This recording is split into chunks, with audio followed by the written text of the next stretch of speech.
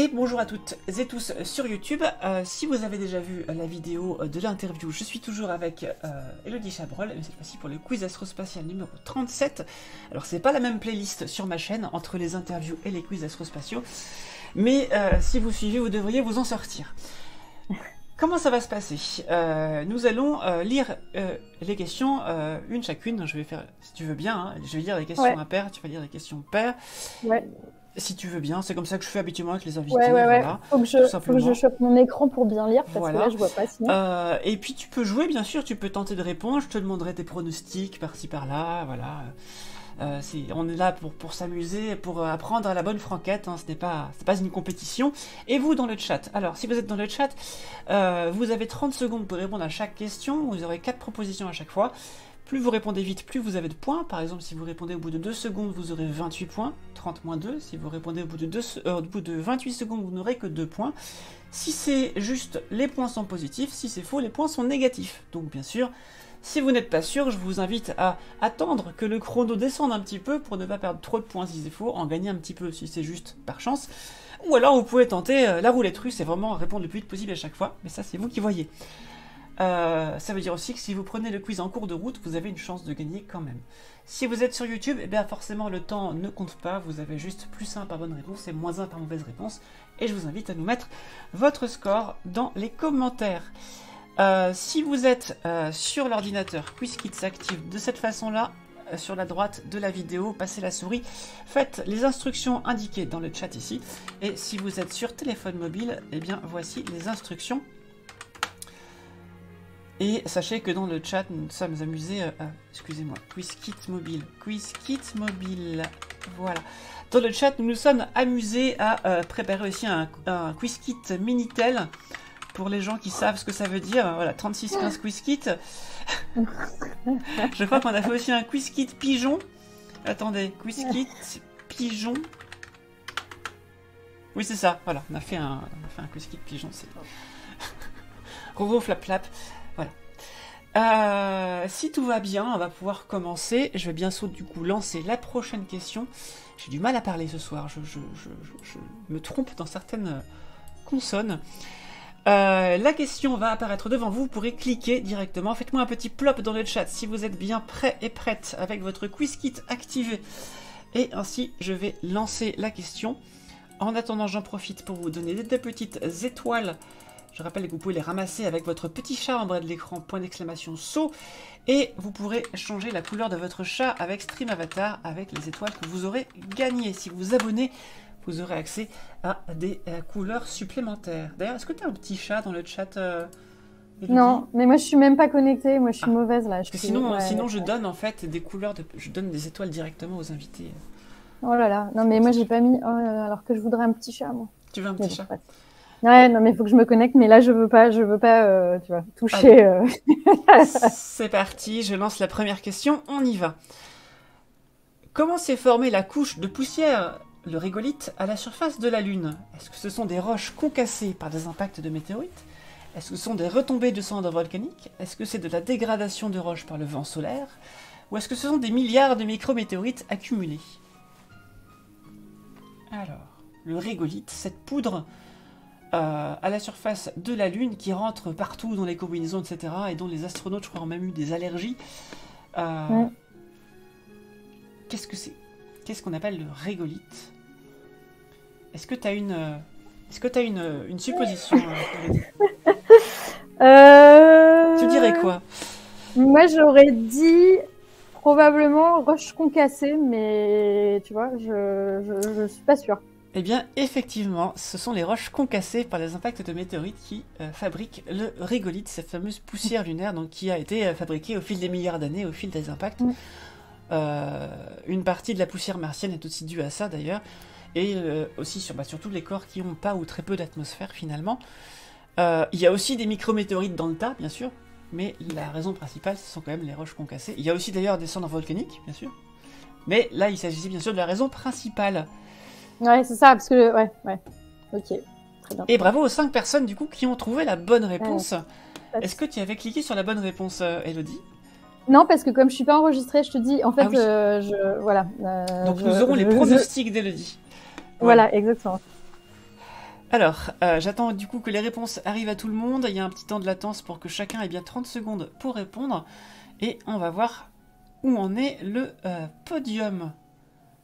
Mais non, tu ne sens pas la catastrophe, Rotten Skull. Tout va bien se passer. Tout va bien se passer. Et c'est rigolo, la rigolite. Tout à fait, Ismaël. Oui. La roche dont le nom, je trouve, que je connais le plus rigolo, c'est la phonolite. Ce sont des roches volcaniques qui font des notes de musique quand tu les fais tomber les unes sur les autres. Excellent. On trouve ça notamment sur le mont Gerbier de Jonc, en Ardèche. Alors, c'est Ismaël Trolatov qui a le mieux répondu à la question, suivi d'Adam Terrence et Jean Nouvel-Obs. Bienvenue à toi. Est-ce qu'il y a un rapport avec le Nouvel-Obs, peut-être? Je ne sais pas. ou avec le philosophe Hobbes, ou alors avec le tigre de Calvin et Hobbes, peut-être, je ne sais pas. Tout à fait. Et alors, du coup, ça nous fait que Mandalore est à l'équilibre de la force entre les positifs et les négatifs, et pour l'instant, c'est Histrion qui ferme la marche. Histrion qui a gagné la dernière fois. Les apparences sont parfois trompeuses, attention. Mais oui, parfois tu commences mal, mais tu finis bien. C'est ça. Et l'architecte, ah oui, l'architecte Jean Nouvel, tout à fait, Jean Nouvel, tout à fait. Bienvenue à toi. C'est parti pour la deuxième question. Vas-y, Elodie, je t'invite à la lire. Tu vas la voir Alors un moi, petit peu en décalé. Ouais, c'est ça que j'allais dire. J'attends. Ta-da-da. À combien estime-t-on la masse de la météorite ayant explosé au-dessus de... Wow, pourquoi tu m'as donné cette question? Chelyabinsk en février 2013. Sachant... Ouais. 12 000 tonnes, 100 000 tonnes, 40 000 ou voilà. 100 000 tonnes? Merci, j'ai oublié de poser les questions, de donner les réponses. Chaud. Sachant que, est-ce que du coup, on parle de masse quand elle est arrivée? Je pense que ça va être la masse avant l'entrée dans l'atmosphère. Et c'est quand même une météorite qui a fait 1500 blessés dus à l'onde de choc et aux débris urbains qui ont été projetés, genre des débris de verre, juste comme ça, à cause de l'onde de choc. J'aurais dit 12 000, moi. Ouais, c'est effectivement 12 000 tonnes. Oh là là! 12 000 tonnes. Alors, je vais vous lire exactement ce qu'il en est. Météorite de chez... Alors, comment ça s'écrit déjà? Je ne sais plus comment ça s'écrit. Chelyabinsk, ouais. C'est ça. Tu vois, mais qu'est-ce que c'est que ce Bins? Bah, c'est qu'est-ce que c'est que ce Chelyabinsk? C'est ça. Le super bolide de Chelyabinsk, plus communément appelé météore de Chelyabinsk, est un météore bolide qui a été observé dans le ciel du sud de l'Oural, au-dessus de l'Oblast, donc c'est une région là-bas, de Chelyabinsk. Le matin du 15 février 2013, d'un diamètre de 15 à 17 mètres et d'une masse estimée à 12 000 tonnes. Le bolide s'est fragmenté dans l'atmosphère entre 40 et 20 km d'altitude, et fort heureusement, parce que s'il avait touché le sol, ça aurait fait plus de dégâts. Le phénomène libérait l'énergie estimée par le Jet Propulsion Laboratory à 440 000 kilotonnes de TNT, environ 30 fois l'énergie des bombes d'Hiroshima. Ok.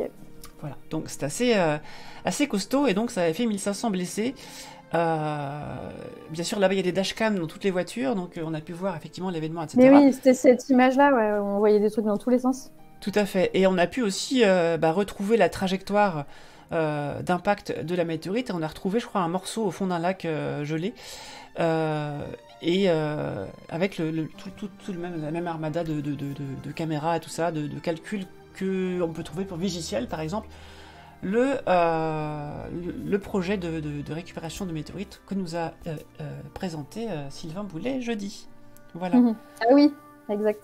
Tout à fait. Et donc, cette météorite est du type condite ordinaire. Elle contient entre 10 et 30% de fer. Voilà. En effet, les météorites, elles peuvent venir de différentes corps dans le système solaire et de différentes portions de ce corps, selon que ça vient du cœur, de la croûte ou du manteau. Il va y avoir des différentes compositions. Et en étudiant ces météorites, du coup, on peut savoir d'où elle vient, et on a un bout d'histoire du système solaire qui nous tombe dessus. Voilà. Pas directement dessus, sauf pour quelques personnes malchanceuses. Ouais. C'est arrivé dans l'histoire. Mais voilà. Alors, viens voir. Ça donne quoi?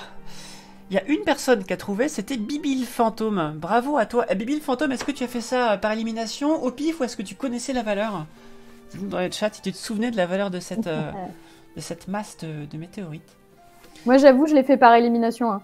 Parce que Ouais. je savais que c'était énorme, mais Ouais. je savais que c'était pas non plus 110 000 ou Mhm. je sais plus combien t'avais mis là. Donc je me disais, Du coup, t'avais mis le deuxième plus grand, j'imagine. ouais, c'est ça. Je m'étais dit c'était énorme, mais pas parce que le truc c'est qu'après on les retrouve, mais elles sont beaucoup plus petites quand on les retrouve. Mhm. Euh... Oui, ça perd 80% de sa masse pour les plus grosses météorites. Mais ouais. Et du coup, je me souviens que Sylvain m'avait dit combien elle c'était. Je me souviens que c'était énormissime, mais tu vois, je me suis dit forcément t'as mis un truc au-dessus. Donc, 40 tonnes, c'est déjà énorme, tout à fait, Mandalore. Mais 40 tonnes, ouais. Mais là, Mais il ouais, s'agit bien 40 de tonnes. l'entrée dans l'atmosphère, parce qu'après, ce qui tombe au sol, c'est autre chose. Hein. C'est 5000 tonnes par Ouais. an de météorites qui touchent le sol dans le monde. La majeure partie dans l'océan, d'ailleurs. Mais faut savoir que cet événement qui a fait donc une énorme explosion dans l'atmosphère à 20 km d'altitude, on s'en est rendu compte parce que c'est tombé en Russie. Parce qu'en fait, la Russie, c'est l'un des plus vastes pays du monde, donc il y a plus de chances que si ça tombe dans un pays, ça tombe là-bas. Et il y a des caméras partout. Mais le Pacifique, ça fait la moitié de la Terre, et il doit y avoir plein d'événements comme ça dans le Pacifique qu'on ne voit pas, qu'on ne voit que par satellite peut-être, mais en tout cas, il n'y a personne pour le voir à ce moment-là sur Terre. Donc, il y a peut-être d'autres événements comme ça qu'on rate pour cette raison-là. Alors, au niveau des scores totaux, c'est Adam Terrence qui est en tête devant Bibi le fantôme. Ces deux premières questions vous ont posé problème parce que la personne en haut du podium n'a que 8000 points. Donc, apparemment, ces deux questions étaient un petit peu problématiques pour tout le monde. Allez, on passe à la question suivante. Il y a 10 questions hein, sur le quiz. Quelle est la particularité de la météorite ALH 84001? Est-ce que ce nom vous dit quelque chose? Elle contient des fragments d'ADN extraterrestres, on y a cru y déceler des fossiles de bactéries, elle est originaire de la planète Vénus, ou alors c'est la plus massive météorite trouvée sur Terre? Ce nom barbare peut vous dire quelque chose parce que c'est paru dans tous les journaux à l'époque, ça a fait le tour du monde, je sais plus si c'était dans les années 90 ou dans les années 2000, mais ça a vraiment fait le tour du monde. Je vais vous dire ça. Quand est-ce que c'était? Attends, moi, je vais donner ma langue à plume sur celle-là. Ça a été découvert en 1984, mais ça a fait du bruit en 96. Et moi, je me souviens, j'étais en plein dans ma découverte de l'astronomie et je lisais compulsivement tout ce que je pouvais. Et là, c'était le grand moment.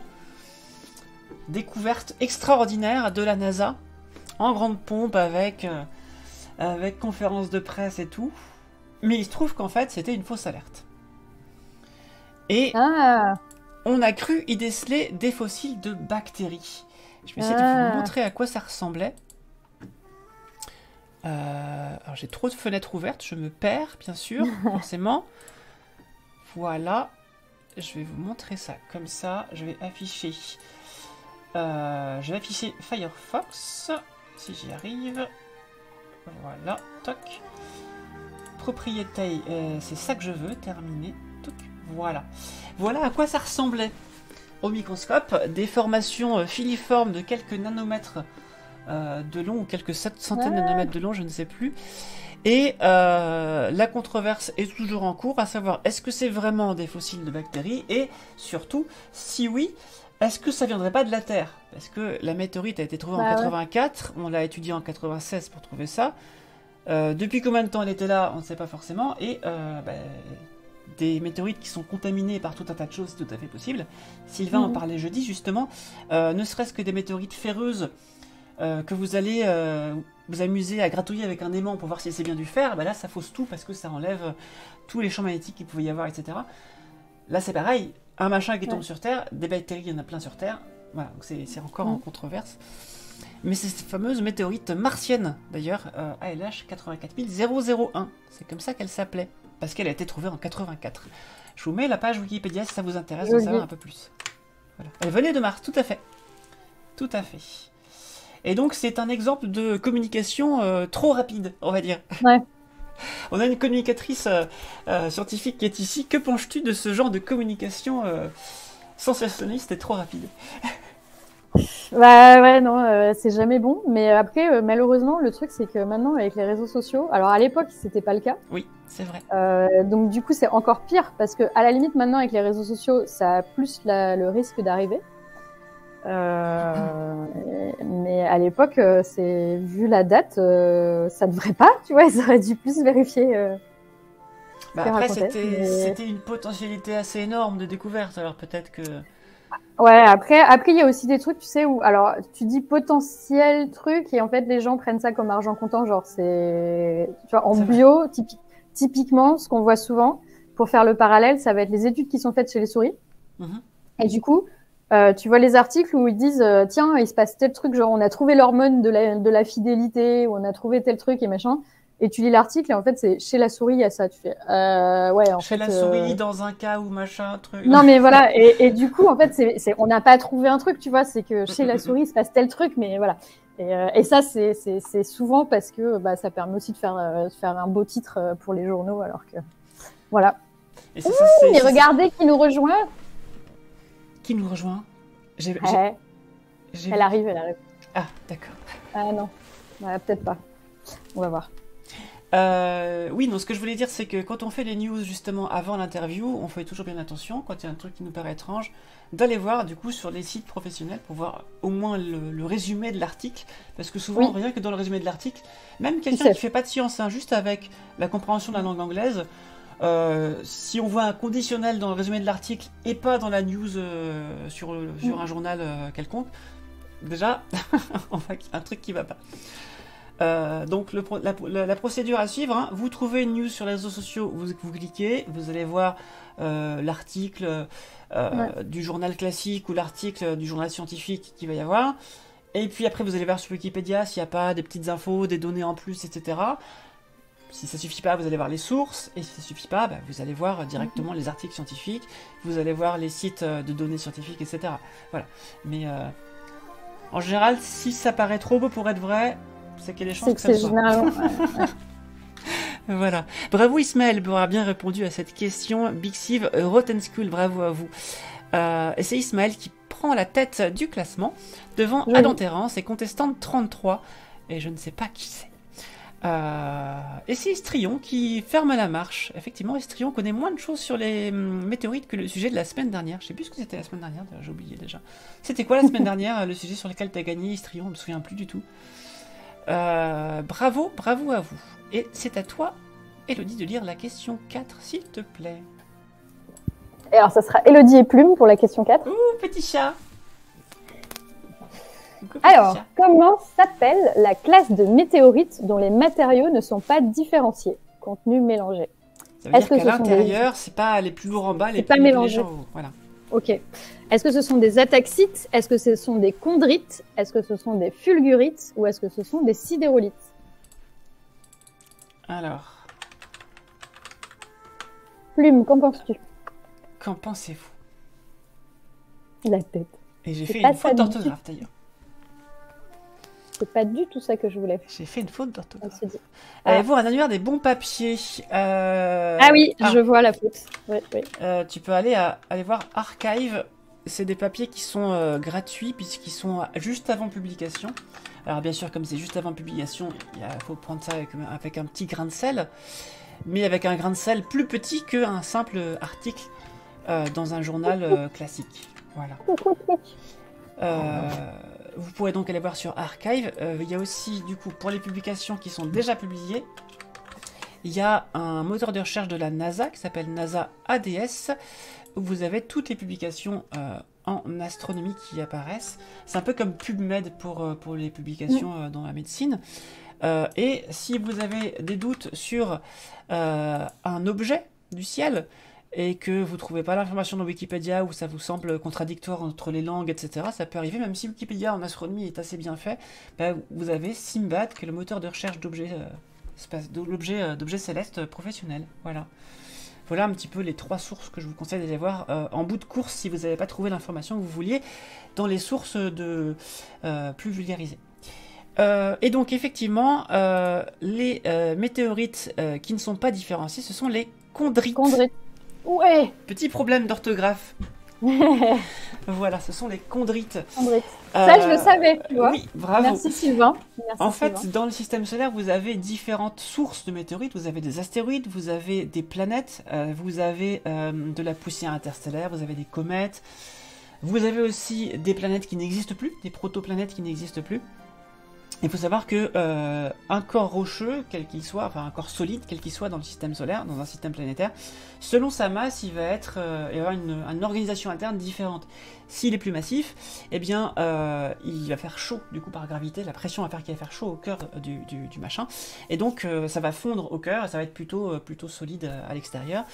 Les matériaux plus lourds vont descendre au cœur, les matériaux plus légers vont rester en surface, ce qui fait que ce qu'on appelle un corps différencié, c'est en fait un corps suffisamment massif pour que le fer, tous les métaux, mais le fer et le nickel principalement, coulent vers le centre, et que les roches restent plutôt en périphérie. Un corps non différencié, c'est un corps qui serait pas assez massif pour ça, et donc qui serait composé de matériaux originels du système solaire, de roches et de métaux mélangés, sous une sorte de substrat, comme ça, avec des minéraux tout mélangés dans tous les sens. Voilà. Et donc ce sont les chondrites qui sont constitués de ces matériaux originels, et les autres sont des achondrites de différentes sortes, que ce soit de roches ou de métaux, etc., organisés de différentes façons, mais à des degrés divers de tri à l'intérieur, en fait. Voilà. Et forcément, quand vous recevez une météorite et que vous voyez le degré de tri à l'intérieur, bah vous savez d'où ça vient, de quelle époque ça vient, etc. Et ça vous renseigne un petit peu plus dans les détails sur ce qui s'est passé. Les ataxites et les sidérolites sont justement des achondrites, je vais y arriver, enfin des météorites qui ne sont pas, qui sont différenciés pour le coup. Et les fulgurites, c'est autre chose. Les fulgurites, si je me souviens bien, les fulgurites, ce sont des morceaux de silice amorphes qui sont dus à des impacts de foudre sur une roche. C'est la foudre qui a fait fondre la roche. Et, Ah oui, voilà. j'ai vu ça. Je trouve que ce mot est très joli, du coup j'ai voulu le mettre dans la réponse. Voilà. Ouais. Est-ce que je peux vous montrer ce que c'est qu'une chondrite, peut-être? Est-ce que je peux avoir une chondrite en photo? Voilà. Afficher l'image. Pouf. Voilà à quoi ressemble une chondrite. Voilà une chondrite. Vous voyez, ça fait plein de petites inclusions de différentes natures mélangées. Ouais. On dirait une rondelle de saucisson en fait. Une rondelle de chorizo, n'est-ce pas, Tinkler? Ouais, c'est ça. Une rondelle de chorizo, tout à fait. Et si je cherche plutôt, c'était quoi, un sidérolite par exemple? Sidérolite. Je sais pas si on dit un ou une sidérolite. Sidérolite, ça ressemble plutôt à ça. J'essaie de grossir un peu ce truc. Ouais. Voilà. Vous voyez, c'est mélangé, mais c'est quand même pas mal séparé entre un substrat gris et des métaux plutôt orangés, ou plutôt l'inverse, je sais plus. Voilà. Et là, on voit vraiment des roches de façon différente. Voilà. Et alors, les fulgurites, ça ressemble à ça, regardez. Ah oui, ce que j'allais dire, c'est beau ça. Fulgurite, ça ressemble à ça. Voilà. C'est vraiment des bouts d'éclairs, en fait. Ça a l'impression de... Ouais, c'est assez rigolo ça, ouais. Voilà. En général, quand ça finit par it, c'est que c'est soit une roche, soit une maladie. Oui, c'est vrai. Soit une inflammation, c'est horrible. Et soit une quoi? Une inflammation, ouais, ce genre oui, de c'est ça, truc. oui. Des tendinites. Tout à fait.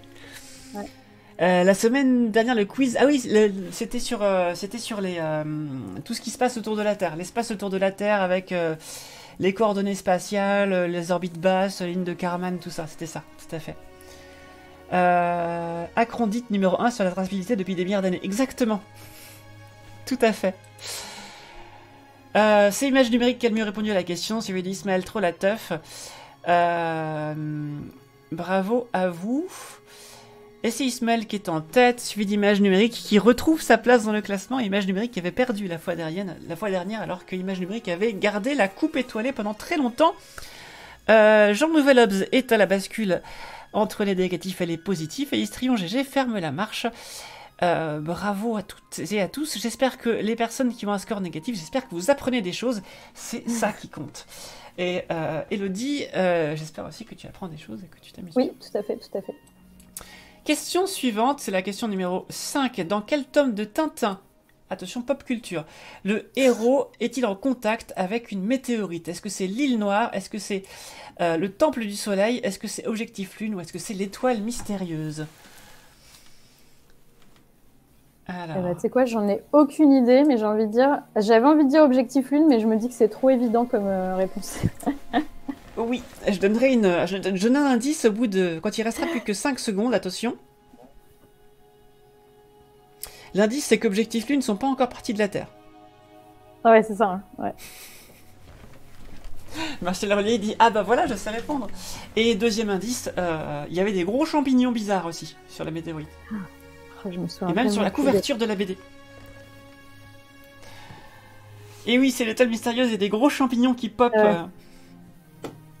Effectivement, l'étoile mystérieuse avec le fameux scientifique chauve à lunettes qui voit, comme dans Don't Look Up, la météorite qui approche de la Terre. Oh, c'est là aussi, il y a l'araignée qui apparaît sur l'image du télescope. Alors si c'est... Qui dit dans le chat. Désolé, je baille grosse semaine là. Vous vous rendez pas compte, c'est même Yellow là, c'est l'heure où je commence à aller dormir normalement. On a bientôt fini le quiz, t'inquiète pas, de toute Non façon. mais t'inquiète, c'est juste si vous me voyez bailler, c'est pas que je m'ennuie, c'est juste que... Tu vois, Plume est venue là, c'est parce que c'est l'heure d'aller se coucher normalement. Alors qui est-ce qui a baillé dans le chat en la voyant bailler? Est-ce que je peux vous retrouver le... Il n'y a pas la couverture de... Attends. L'étoile mystérieuse. L'étoile mystérieuse. Je veux voir la couverture. Ah bah voilà, la couverture de l'étoile mystérieuse, la voilà, regardez. L'étoile mystérieuse, c'était ça. Avec les fameux champignons ah oui sur la météorite. Voilà. C'était donc ça. Il y avait, je me souviens, il y avait, quand la météorite arrivait, il y avait le goudron qui fondait et tout. Enfin, des choses un peu discutables peut-être. Mais ça a dû participer à mon arrivée vers l'astronomie, ça, avec la météorite qui a tué les dinosaures. Je pense que ça a dû participer. Je revoyais la couverture, je ne me rappelle pas du titre. À la base, c'était une BD de propagande anti-américaine. Ah bon? Ça, je ne savais pas du tout à d'Enterrance. Les champignons étaient des amanites. C'est vrai que ça ressemblait un petit peu des amanites. Ouais. Tout à fait. Ah bah carrément, ouais. Alors, ça donne quoi en termes de points? 8 personnes qui ont bien trouvé la bonne réponse. Bravo à vous. Là, vous l'avez confondu avec l'île Noire, effectivement, puisqu'il y a aussi une île dans l'île Noire. Et oui, la météorite est tombée dans l'eau. J'ai fait exprès de mettre l'île Noire dans les réponses. Et puis j'ai mis Temple du Soleil et la Lune parce qu'il y avait Soleil et Lune. Voilà. Tu disais, pardon, Elodie? Je dis le gros piège. Oui, le gros piège, tout à fait. L'album a été écrit en pleine occupation allemande. D'accord. Ok. On apprend trop de trucs ce soir. On apprend des trucs. C'est Adam Terrance et Martial Relier qui sont en tête sur cette question, suivi de Bixiv et Radegund. Et c'est Ismaël Trolatov et Adam Terrance qui sont en tête. Alors Ismaël Trolatov a quasiment 2 fois plus de points que le deuxième et le troisième. Donc on a une envolée qui est en train de se créer devant nos yeux. Ensuite, il va y avoir des gens qui sont autour de 20 000 points. Ça commence à se départager. C'est quoi comme roche lamanite? Je sais pas, ça existe la roche lamanite? Oui, mais c'est... Oui. Mais c'est pas un truc de l'espace. L'ammonite, ça existe. Non, attends. Mais l'amanite, j'ai pas l'impression que ça existe en termes de roche. Hein. Je sais plus... Je ne sais pas. Non, ah oui, non, amanite, c'est un champignon, mais non, mais oui. Alors, Oui, c'est amanite, ouais. On continue. Question suivante. C'est à toi, je crois. Ouais, j'attends.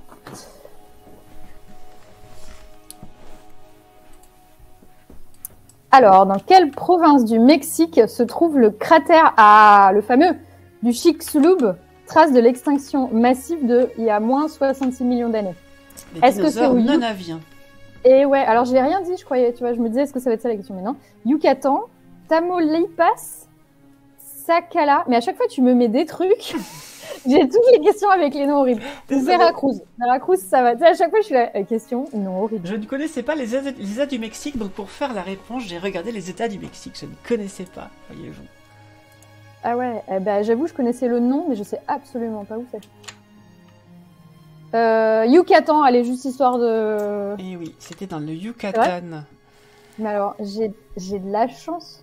Alors, je vous montre du coup où ça se trouve.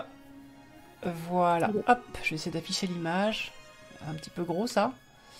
Voilà, le cratère du coup, bah, sous le chat là, ici, là où j'ai ma souris, c'est là que ça se trouve, le Yucatan. D'accord. C'est ici que c'est tombé.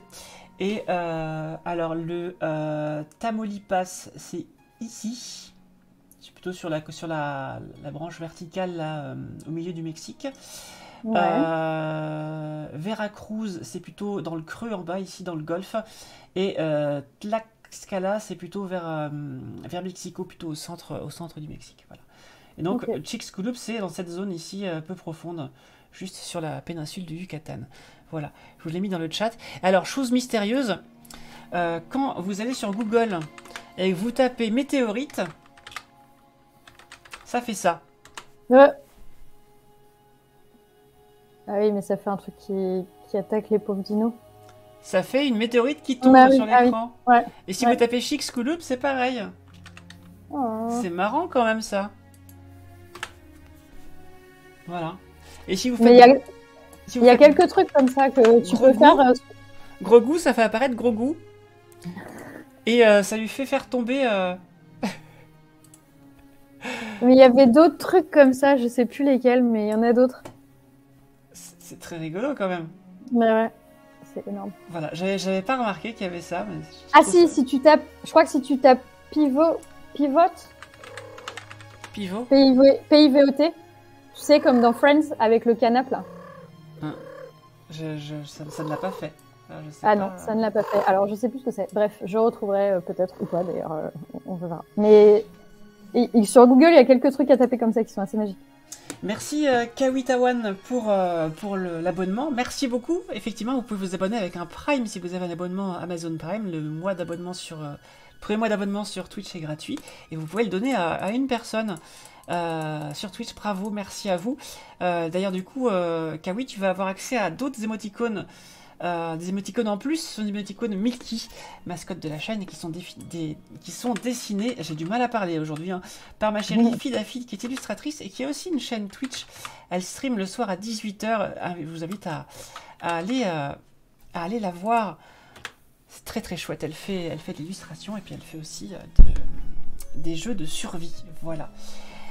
Question suivante, du coup, ça donne quoi les scores sur cette question? Donc, 7 personnes ont trouvé que c'était bien le Yucatan. Alors, il y a un accent sur le A, mais l'accent aigu sur le A, je ne le trouvais pas au clavier rapidement, donc Ah oui.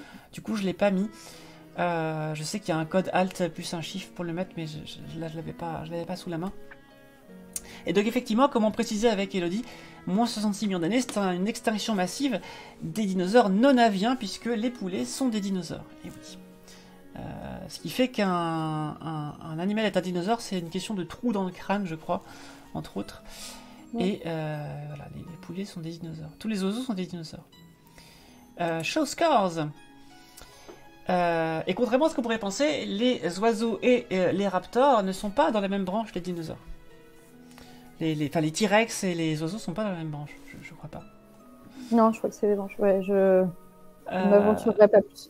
Image numérique est en tête sur cette question avec Bibi le fantôme et Ismaël Trolateuf. Bravo à vous. Ismaël Trolateuf a pris la tête devant image numérique depuis tout à l'heure. Par contre, image numérique remonte petit à petit. Attention, ouais, toi, Ismaël. C'est ce que je voulais dire. Ça remonte. Martial remonte aussi. On a souvent les mêmes noms sur le quatuor de tête et ils s'échangent les places comme ça, c'est rigolo à voir. Bibi le fantôme sera peut-être la nouvelle personne qui va étonner tout le monde, on va voir. D'ailleurs, Bibi le fantôme, merci pour ton suivi tout à l'heure, je sais pas si je l'avais dit, et Jonathan Repeat, je crois que j'ai oublié de te dire merci pour les bits. Voilà, donc maintenant c'est fait, si jamais je vous ai oublié, offusquez-vous dans le chat, c'est très important. Voilà. C'est parti. En quelle année a eu lieu l'événement de la Tunguska en Sibérie? 1926, 1912, 1894 ou 1908. Gros événement du même ordre de grandeur que, voire plus violent encore, que ce qui s'est passé en 2013 en Russie. L'événement de la Tunguska est une importante onde sonore survenue vers 7h13 en Sibérie centrale, dans l'Empire russe. L'énergie... Là, je dois donner un petit peu de réponse là. Équivalente à environ 1000 fois celle de la bombe nucléaire de Hiroshima, 37 ans plus tard, a détruit la forêt sur un rayon de 20 km et fait des dégâts jusqu'à une centaine de kilomètres. Voilà, c'est 60 millions d'arbres qui ont été couchés. Ah ouais. 10 à 15 mégatonnes équivalent à TNT, soit environ 1000 fois celle de la bombe d'Hiroshima, pardon, et un engin qui faisait 62 000 tonnes, et non pas 12 000. Voilà, c'était beaucoup plus costaud. Belle bête! Belle bête. Et c'était en 1908, le 30 juin 1908. À partir du moment où j'ai dit l'Empire russe, de toute façon. 1908, tout à fait. Et donc on a mis un certain temps pour comprendre de quoi il s'agissait, bien sûr. Et voilà, j'ai mis 1912 parce que c'est une date qu'on connaît, c'est le Titanic. Voilà. Et les autres, j'ai mis au pif. À 4 ans près, je ne la sens pas, celle-ci. Ah, alors, Adegun, du coup, ça donne quoi? Tu comprends ni la question, ni les réponses. En fait, c'est que c'est un événement qu'on appelle soit par l'événement 1908, soit par l'événement de Tunguska. Et du coup, j'avais le choix entre vous faire deviner la date ou vous faire deviner le nom de l'événement. Voilà. Empire russe, entre 1894 et 1912, étaient aussi des bonnes réponses valables. C'est vrai, mais tu pouvais éliminer 1926 peut-être du coup, je pense. Puisque la révolution c'est octobre 1917, et donc avant 1917 c'était l'Empire russe. J'ai mis 26 parce que c'était ma mamie. D'accord. Ça peut marcher, parfois, sur un malentendu. Ouais. Image numérique, Bibi le fantôme et Martial Relier et Jean Nouvelops ont bien répondu à cette question. Et c'est Image numérique qui repasse devant Ismaël Trolateuf. Oh là là, le combat fait rage. Bibi le fantôme passe 4e, Martial est 3e. On a une lutte acharnée dans le top 4, top 5, là. Attention à vous. T'as cliqué super vite. Ah, mais du coup, ouais, t'as dû perdre pas mal de points, du coup. Rappelons que l'Empire russe a duré de 1721 à 1917. Merci Boucle d'oreille pour cette info du coup. Je vous mets dans le chat d'ailleurs l'événement de la Tunguska. C'est fait, j'ai déjà mis, c'est parfait. Et bravo à vous. À toi, Elodie, s'il te plaît, de nous faire la question d'après. On est grave. On apprend trop de trucs ce soir. Mais c'est trop bien. Autre météorite très importante, Elodie. Ah, et bah écoute, en plus, c'est pas des noms bizarres. Dans quel pays se trouve la météorite d'Oba de 60 tonnes, la plus grosse météorite découverte en un seul morceau? En classe Azerbaïdjan, Australie, Namibie ou Canada? Donc 60 tonnes au sol, hein. C'est le morceau qui reste qui fait 60 tonnes. Alors souvent, il pourrait peut-être y avoir, j'imagine que si c'est précisé comme ça, c'est qu'il doit peut-être y avoir des météorites de cette masse-là, mais en plusieurs morceaux. Là, c'est vraiment un seul bloc. Et ils en ont fait un monument d'ailleurs, qu'on peut aller visiter. D'ailleurs, c'est pas à la Mecque qu'il y a une météorite? C'est pas une météorite autour de je sais pas. Des gens qui tournent? Attends.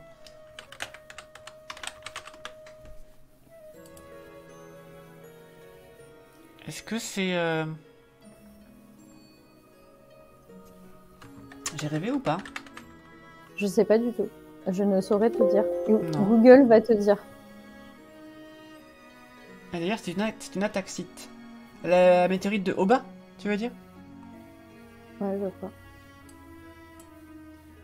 C'est pas secret sans dans la Mecque. Ah, je sais pas. J'ai cru entendre dire que c'était ça, mais ça se trouve, j'ai peut-être rêvé. Hein. Je suis une être humaine comme les autres. Hein. Je peux aussi raconter des conneries, ça peut m'arriver. J'ai découvert l'information en lisant la page tout à l'heure au moment de la question sur la fulgurite. Ah bah voilà. Tout à fait. Alors, une ataxite, du coup, c'est une des 3 catégories de météorites ferreuses. Selon en fait la forme des cristaux à l'intérieur. Ça peut être octaédrique, ça peut être hexaédrique ou ataxite, et ça dépend de la forme des cristaux de métaux à l'intérieur. Et effectivement, la météorite de Oba, c'est un gros bloc de fer. Et d'ailleurs, il y a des civilisations anciennes qui ont pu travailler le fer à partir des météorites avant même que on soit dans l'âge du fer. C'est-à-dire on soit dans un moment où on aurait pu trouver du fer sur la Terre, etc. C'est l'âge des météorites, du coup, ou comment on est? Je sais pas comment il s'appelle cet âge-là, mais on a trouvé des dagues faites en fer à une époque où on n'était pas censé savoir travailler le fer, parce que il fallait l'extraire de la roche, etc. Là, on avait du fer pur qu'on pouvait directement ramasser, sans le faire fondre, sans rien, quoi. Voilà. Radegun, pour revenir à Tunguska, l'Empire russe n'avait pas un calendrier décalé par rapport à nous. Je me souviens que c'était le bazar en histoire avec les dates de révolution russe. Oui, ça a été le bazar de toute façon, mais même le calendrier des pays plus occidentaux, il a changé sans arrêt. Il y a eu des mois qui ont été changés et tout. Avant, le mois de mars, c'était le mois de janvier, donc j'ai plus qu'à le calendrier, c'était le mois de la guerre. C'est pour ça que le mois d'octobre, c'était le 8e mois, alors que maintenant, c'est plus le... c'était le 10e maintenant. Voilà, donc ça... voilà, j'arrive plus à... Je galère là, laisse tomber. Non mais ça. moi tu sais, je suis sous ma couette, c'est bon quoi. C'est ça. Il y a un moment où ça veut plus. C'est en Ça y est. Namibie que ça se trouve, du coup, la météorite d'Oba. Ah, eh ben je me doutais, mais j'étais pas sûre, tu vois. C'est en Namibie. Donc, ce Namibie, capitale de la Namibie, les gens? Non. Capitale de la Namibie? Non. C'est Windhoek. Windhoek, ça s'écrit. W-I-N-K-H-O-E-K. Ah, je le sais, c'est pas pour flexer, je le sais parce que j'y suis allé, c'est tout. J'y suis allé pour une mission d'observation d'occultation stellaire quand j'étais en thèse. C'est simple, je n'ai voyagé qu'à une période de ma vie, c'est pendant les 3 ans de ma thèse. Après, j'ai arrêté parce que ça coûtait trop cher. J'étais allé en Namibie, j'étais allé à Taïwan, j'étais allé en Australie et aux États-Unis pour des missions soit d'observation, soit de colloques. Les fameux colloques où tout le monde met un maximum de trucs dans ses slides, tout le monde regarde sur son ordinateur et personne n'écoute. Et tout d'un coup, il y a un type, le clown de tel labo qui passe et qui fait le show et là tout le monde se réveille. Voilà. Ouais, c'est ça, c'est tellement ça. Et tu te dis, mais pourquoi on dépense autant de fric pour aller jusque-là? Si pour montrer. Moi, c'était pour montrer, hein, mon boss, c'est ce qu'il disait, c'était pour montrer les posters et pour montrer que le labo était actif en fait. C'est ça, mais du coup on comprenait que dalle. Non mais c'est ça, on perdait trop de temps. Et oui, donc je vais vous montrer la météorite d'Oba, la voilà, regardez, je vais vous la montrer, tac, voilà, donc c'est ce... bestiole. Voilà. Et donc vous voyez, on voit que c'est une roche qui a fondu, puisque ça n'a pas... Enfin, c'est un aspect vraiment fondu, je sais pas comment décrire ça, je suis pas géologue, mais quand on regarde les trucs, tout ce qui est fondu, roche volcanique, météorite, etc., ça a toujours cet aspect d'un truc qui a fondu et refondu par-dessus, là. Bah, c'est doux, en fait, c'est un peu comme la raclette. Ouais, quand tu la coupes, elle est dure, mais enfin, elle a des bords un peu tranchants, mais dès que tu la passes à la poêle, elle est... C'est ça, les météorites, c'est un peu comme la raclette. Et donc, une ataxite, là, on vous propose une ataxite ici. Est-ce que je peux vous montrer peut-être, attendez, météorite de fer... Est-ce que je pourrais... Voilà. Octaédrite, regardez, à quoi ressemble une octaédrite? Ça ressemble à ça. Donc ça... octaédrique, je vois pas trop les octaèdres, mais en tout cas, voilà, ça a ces formes-là, ces cristaux d'octaédrite. Et si on prend plutôt une hexaédrite, donc toujours en fer, mais d'une autre façon, ça a plutôt un aspect comme ça. Voilà, donc selon les formes de cristaux à l'intérieur, ça a des noms différents, mais ça reste à peu près la même composition. Voilà, donc ça c'est vraiment des météorites qui viennent principalement de cœurs de protoplanètes en fait. Voilà, qui auraient été dézingués en fait par une collision majeure au début du système solaire. Parce que pour faire ressortir le cœur de quelque chose, il faut quand même que ça soit costaud. La Lune, quand elle s'est formée, une partie du cœur de la protoplanète qui était là et le cœur de la Terre ont fusionné, il en restait une partie dans la Lune. Une partie du manteau de cette protoplanète et de la Terre ont fusionné et une partie restée dans la Lune. Oui, il faut vraiment des gros impacts comme ça, des gros événements comme ça pour qu'il y ait un bout du cœur qui sorte, quoi. C'est vraiment quelque chose d'assez costaud. Voilà. On fera un quiz raclette la prochaine fois, Rottenskull, tout à fait, voilà. Alors, Namibie, Big Siv, Martial Relié, Bibi le Fantôme et Jean Novelobs ont bien répondu à cette question, suivi d'Adam Terrence, JNR, Radegun, Imagineric. Ah tiens, JNR, ça fait longtemps que je t'avais pas vu sur la chaîne, bravo à vous. Ismaël, tout en bas en 4e. Qu'est-ce qui t'est arrivé, Ismaël? Ah ah! Du coup, Ismaël est redescendu, Bibi le Fantôme est remonté, et Image Numérique et Martial Relié sont en tête. Ouais. Tu donnes ton pronostic pour qui tu penses? Image Numérique, Martial Relié ou Bibi le Fantôme pour cette... Bah, je sens que Bibi le Fantôme, là, il est un peu à donf. Donc, Bibi le Fantôme nous fait une remontada, là. Hein. Ouais, complètement. Je ne sais pas, parce que je me dis, Ismaël, peut-être qu'il y a moyen qu'il remonte aussi. Je sais pas, là, c'est très dur. Putain, je sais pas, je ne sais pas. Étonnez-nous. Alors, Image Numérique a gagné beaucoup de fois, Martial Relié a gagné une fois. Bibi le Fantôme est une nouvelle personne, donc je ne sais pas si il ou elle va... On va voir. Allez, je mise sur Bibi le Fantôme, alors, comme c'est quelqu'un de nouveau qui n'a jamais gagné. Tu es concentré comme jamais. Donc, apparemment, c'est un il, Bibi le Fantôme. D'accord, très bien. Ok. Question numéro 9. Quel composé métallique de fiction, ou nouvelle question pop, est découvert par les Wakandais dans une météorite dans le multivers de Marvel? Est-ce que c'est le neutronium? Est-ce que c'est le prométhium, le vibranium ou l'adamantium? Je l'ai vu, je ne m'en rappelle plus. Les armes du Black Panther, est-ce que c'est de l'adamantium, du vibranium, du prométhium ou du neutronium? Je crois que c'en est un, mais je suis... Il y en a forcément un des quatre, hein, forcément. Il y en a un qui existe vraiment. Non, mais ce que je veux dire, c'est que je voulais pas dire le nom avant que ce soit trop passé, mais j'hésite entre vibranium et neutronium. Dans les quatre, il y en a deux qui sont de fiction, un qui est hypothétique et un qui existe vraiment. Mais ouais, j'aurais dit, vibranium et neutronium, mais en vrai, je suis même pas sûre en fait. Et oui, RIP Chadwick Boseman, tout à fait. D'ailleurs, tout le générique du nouveau Black Panther a été fait sur lui, c'était très très chouette. Du coup. Mais j'ai pas vu le nouveau. Le nouveau était bien parce qu'en fait, ils mettent de plus en plus de femmes fortes dans Marvel et c'est cool. Ouais. Effectivement, c'était le vibranium. Ah, c'est ça.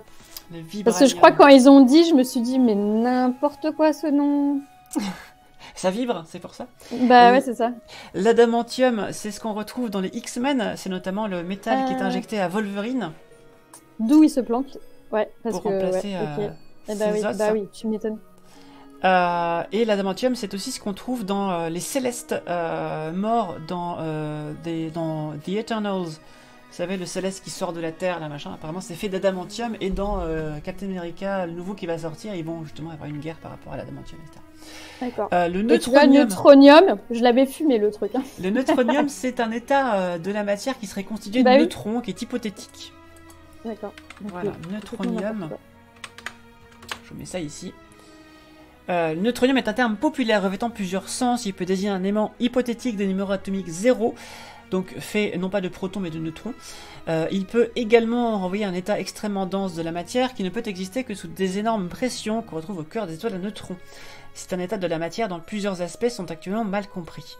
Voilà, le terme n'est pas utilisé dans la littérature astrophysique, j'arrive plus à parler, officielle pour des raisons expliquées plus loin, mais apparaît régulièrement dans la science-fiction. En dépit de l'extrême instabilité du neutronium à dépression normale, les auteurs de science-fiction le décrivent souvent comme un matériau stable. Voilà, donc c'est à la limite de la science et de la science-fiction. En science, on n'appelle pas ça du neutronium. Je sais plus comment ça s'appelle, c'est un état dégénéré de la matière, mais je sais plus comment ça s'appelle, la matière. Bah, c'est ce que je suis là aujourd'hui, là tout de suite, je suis en état dégénéré de la matière. Tout à fait. Le prométhium, c'est un élément chimique qui existe. Ok. Le prométhium, je vais y arriver. Il fait des promesses, lui. Bah, j'ai voulu faire un truc qui fasse un petit peu science-fiction, tout ça, voilà. Ouais, mais ça fait Prometheus un peu, non? Ouais, c'est ça, voilà. C'est pour ça, j'ai pensé à Alien et tout. Ça. Numéro atomique 61, voilà. Ok. Avec le technetium, il est l'un des deux éléments plus légers que le bismuth, à n'avoir aucun isotope stable. Même pas le truc de base, du coup? Ou il y en a au moins un qui est stable? J'ai pas compris. Est-ce que ce qu'on appelle isotope, c'est tous les autres qui ont plus de neutrons ou celui-là compris? C'est ça la question. En tout cas, voilà. Le nom de cet élément provient de Prométhée, un titan de la mythologie grecque qui a volé le feu aux dieux. Voilà. Oh bah bravo. Donc c'était bien le vibranium dans Marvel. Alors, d'après ce que j'ai lu sur la page Wikipédia du vibranium, on ne sait pas si c'est un élément chimique ou un composé chimique, un alliage, on ne sait pas. Très bien, très bien. Alors, ça donne quoi pour les réponses à cette question? Cette avant-dernière question. Alain Terrence est passé devant Martial Relier, image numérique. Alors, voyons voir ce que ça donne en termes... Image numérique, elle reste en tête pour l'instant. Ouais.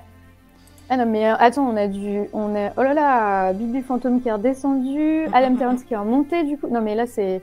Quel chamboulement. Quel chamboulement. Histrion qui a dégringolé sur cette thématique qui n'est pas pour toi, Histrion. Je pense que peut-être la semaine prochaine il y aura une thématique qui te parlera plus. En tout cas, pour Histrion, les satellites de la Terre, ok, les cailloux, non. Si j'ai bien compris. C'est le début de ma remontada, accroche-toi Rotten Skull.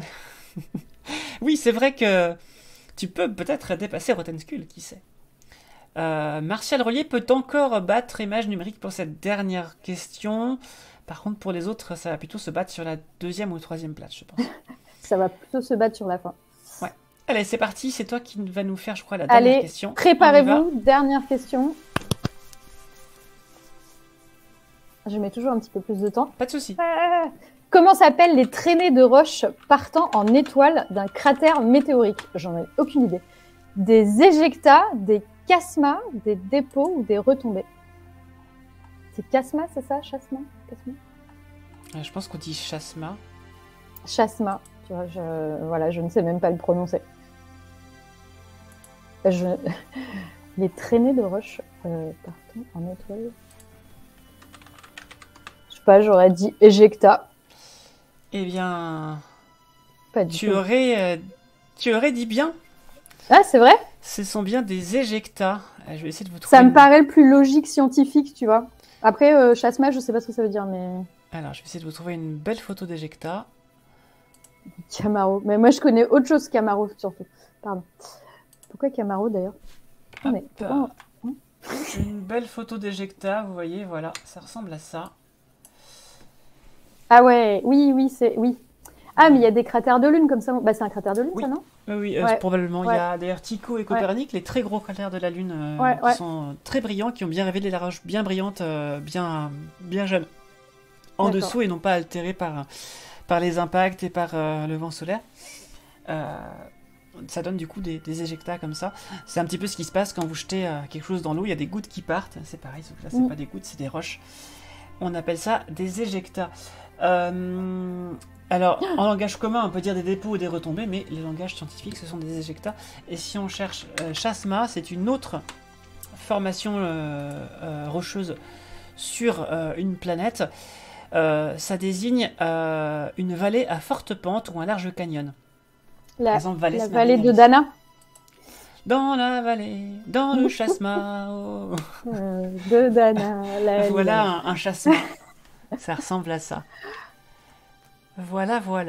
D'ailleurs, on ne peut pas parler de géologie sur Mars, puisque géo c'est la Terre. On devrait plutôt parler d'aréologie, puisque c'est les cailloux martiens. Alors, l'aréologie, je crois que c'est pas très utilisé en science. En tout cas, en science-fiction, ça a été introduit notamment par Kim Stanley Robinson quand il a écrit la trilogie martienne.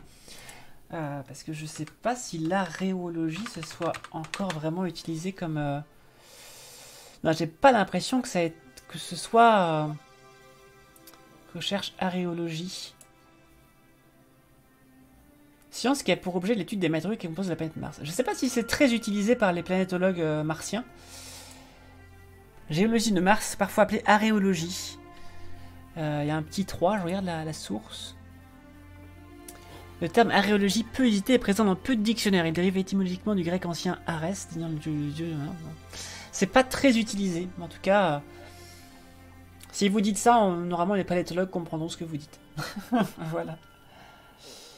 On a de la ref musicale ce soir. Ah ouais. Oui, complètement, bien sûr. Avec moi, vous avez, j'ai quand même une liste sur mon, j'ai toujours une liste qui s'appelle la liste pitié. D'accord. Voilà. Big Steve, c'est un terme que j'ai entendu en Tintin. Ah ben ça alors je ne savais pas. Alors attention à ne pas confondre avec la Cité de la Peur, aéroport de Nice, ça n'a rien à voir. Oui, non. Ça aussi j'ai la ref, t'as la ref toi aussi bien sûr. Oh, oui. Aéroport de Nice, 2 minutes d'arrêt. Oh, je suis hyper content. Et là je d'orange. Faut populariser le terme cailloutologie. C'est vrai, on peut faire ça, on peut parler de cailloutologie. L'aéroport, tout à fait, Big Steve, tout à fait. C'était donc des éjectats, bravo. Tout à fait. Alors, ils sont pas forcément en étoile, en tout cas, ils sont toujours radiaux. Ça peut être des cercles concentriques, ça peut être des rayons comme ça aussi. Et bien sûr, les éjectats changent de forme selon la violence de l'impact, la nature des roches, la densité des roches, et puis l'angle d'impact aussi, bien sûr. Donc la masse de l'impacteur, etc. Et vous pouvez vous amuser à créer des éjectats en prenant, alors pour que ce soit des cratères un peu comme sur la Lune, en vulgarisation, ce qu'on fait, c'est qu'on prend, on prend de la farine et du cacao, on mélange, et ensuite on balance des trucs dedans. Alors au planétarium, on fait ça avec un paintball pour que c'est assez de puissance. Ah oui, quand même. Et alors de temps en temps, comme ça, au planétarium, on retrouve des petites boules de paintball un peu partout, et des enfants qui s'amusent à les éclater un peu partout. C'est sympa. Sur les sièges de planétarium, tout ça. Voilà. Et c'est image numérique qui est en tête. Joli, bravo. Sur cette question, c'est Martial qui avait le mieux répondu, mais c'est bien Image Numérique qui est en tête devant Martial Relier, parce que Image Ismaël Numérique... est remonté, hein. Ouais. Bravo à vous trois, du coup, Image Numérique 143 000 points, Martial Relier 136 000 points, Ismaël Trollateuf 99 000 points, Adam Terrence 88 000 points, et parce qu'en anglais, en fait, la virgule, ça dénote pas la virgule, c'est la... Bah, c'est tous les millions. Ah oui. Oui. JNE 64 000 points, Bibi le Fantôme 63 000 points, Big Sif 43 000 points, Jean Nouvel Obs 40 000 points, Mandalore 36 000 points, Radegun 4 000 points, Sifa au supérieur 5 000 points, Rotten Skull moins 10 000 points, Elbow Oreille moins 24 000 et Istrion moins 58 000. Istrion qui a gagné la dernière fois. Istrion. Bah, il a gagné aussi aujourd'hui, du coup. Voilà, c'est ça. Istrion, qu'est-ce que tu dis dans le chat, s'il te plaît? Qu'est-ce que tu dis pour décerner, pour remettre la coupe à Image Numérique? Fais-nous un petit discours. Est-ce que c'est une bonne situation, ça Coupe étoilée. Il n'y a pas de bonne ou de mauvaise situation. J'ai une Image Numérique. Et oui. Merci, je n'y aurais pas cru quand j'ai entendu le thème du soir. Eh bien, bravo à toi. Bravo, ouais.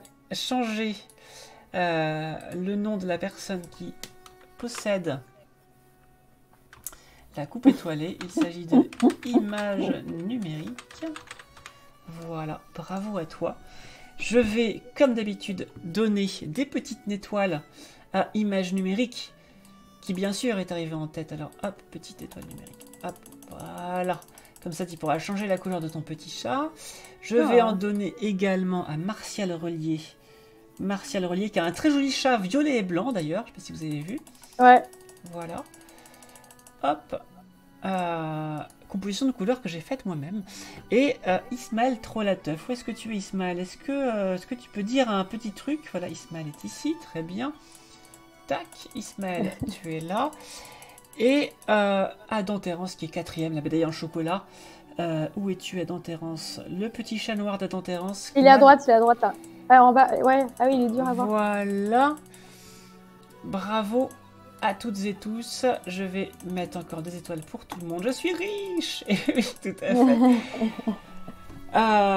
On va dire au revoir à YouTube pour ce quiz. Merci d'avoir été là, d'avoir regardé la vidéo. J'étais avec Elodie Chabrol et tout le monde dans le chat pour ce quiz numéro 37 sur les météorites. Passez une bonne fin de tout ce que vous étiez en train de faire. Bonne soirée, bonne nuit. C'est dans Monkey Island 2, un jeu point and click de mon enfance. À la fin, quand tu avais fini le jeu, il disait voilà, maintenant vous pouvez aller manger, sortir dehors. Il t'avait toute une liste, ça s'arrêtait pas comme ça. C'était le après le générique. Voilà, à bientôt.